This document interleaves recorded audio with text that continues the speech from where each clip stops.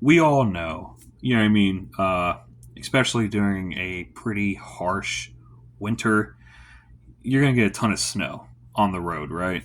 And in order to get rid of that snow, road crews have to put down some pretty harsh chemicals, like the salt and all the stuff that they use, which is good for clearing the road and getting rid of the snow, but bad for your car because then when you drive over top of it back and forth, all that old road salt, you know what I mean? It will get thrown up underneath your car. It'll get stuck in your wheel wells and everything.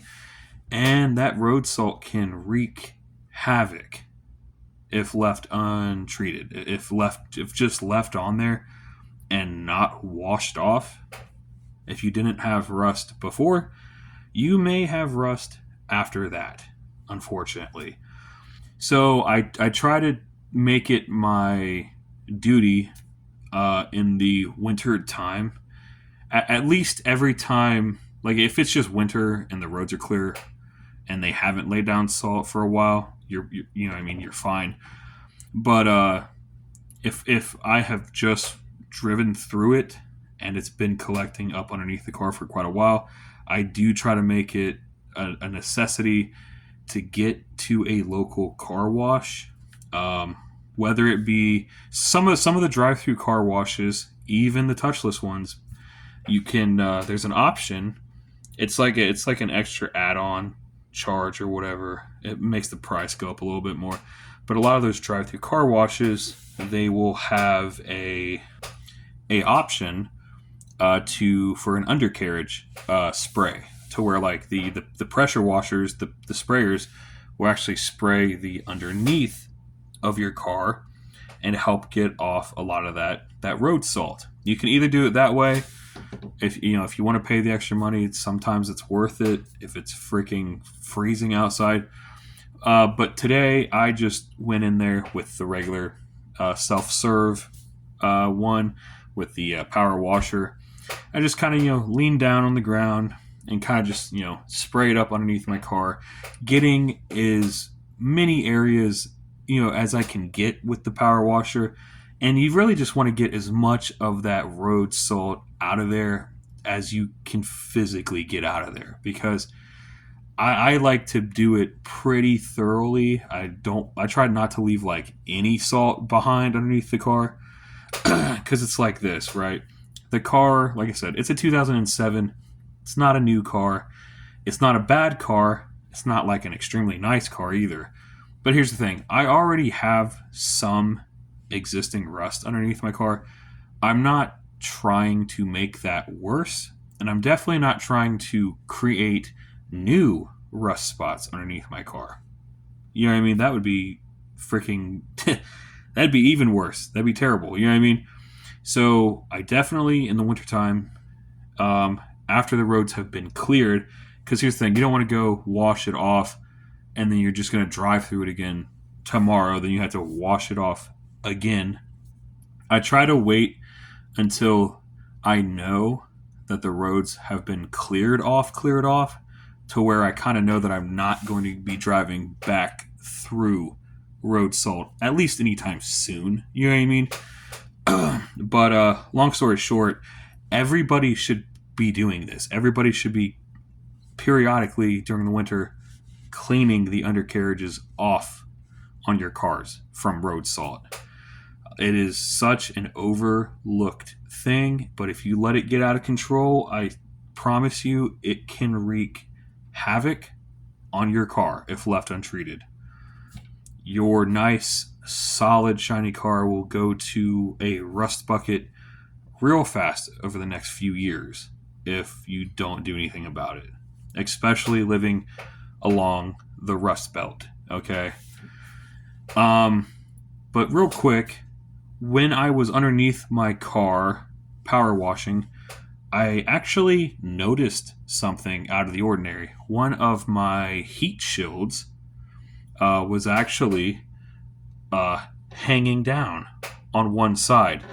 And I was like, well, that's weird because it wasn't rattling or making any noise, so I didn't even know about it. But it was hanging down, and I was like, huh.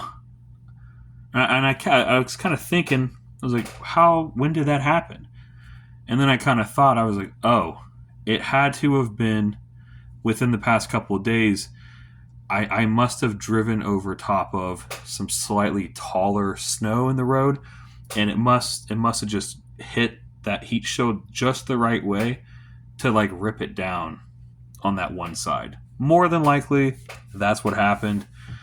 And I started trying to figure out how important that particular heat shield was because a lot of people will just rip their heat shields off and view them as really unnecessary.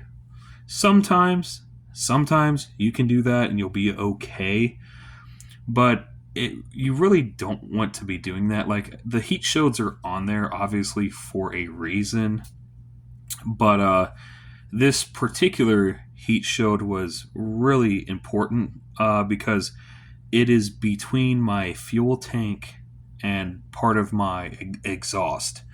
Your exhaust gets pretty hot, and my exhaust was running pretty close parallel beside of my fuel tank, and this heat shield is preventing it from getting the fuel tank too hot. Also, my particular fuel tank is a plastic fuel tank, so it's even worse. Good for rust. With a plastic fuel tank, you're not going to get like rust in the bottom of your fuel tank, but plastic versus a hot exhaust, not a great combination. So I definitely thought to myself, instead of removing this heat shield, I think I'm going to try to save it and try to fasten it back up. Because a lot of people don't know this. I guess it depends on the manufacturer. Like if you get like some really cheap heat shields, sometimes they'll be actually like steel, but that's really not what you want. Most heat shields are actually like aluminum, of all things. Um, and what ends up happening is aluminum is a lot more resistant to like rust and corrosion versus steel.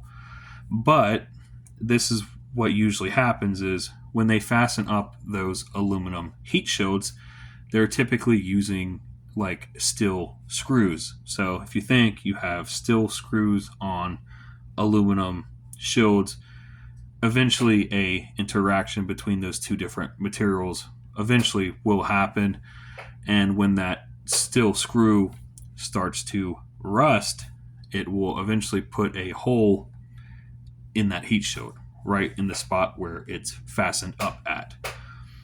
Now typically the actual heat shields themselves, they can last a very long time, and most of the time you get lucky, which I'm hoping is the case with mine, because most of the time they usually just rust out and fall through where those screws actually were, and typically the rest of the heat shield is usually fine. So I'm thinking I'm going to try to save this heat shield and get it put back up into place and just refasten it. Just refasten it up underneath the car. Another thing, I don't have right now. I just have like the one floor jack, and I have a gravel driveway, one floor jack, and my driveway is full of snow. So that plan is not exactly going to happen. But what I did think was there are some local shops in my area, and I decided to give a couple of them a call. And just out of curiosity, just to be like, hey man, my heat shield is kind of falling off. Do you think this would be something you guys could like fix real quick, like just pin it back up real fast type thing? And this one shop fairly close to my house said yes, actually, that they could actually squeeze me in today, actually, which is awesome. And they're going to lift the car up in the air because another thing, this is a pretty big heat shield. It spans the entire width of the car from side to side. It's a big heat shield. It's definitely one that you would want to be doing with the car up in the air. You know what I mean? So in a little bit, I'm going to go down there to that shop. We're going to lift the car up in the air, and we're going to try to refasten the shield. Hopefully everything goes smoothly with no issues. One can only hope. And we'll be back in business. So that is my plan for the day. But I appreciate it.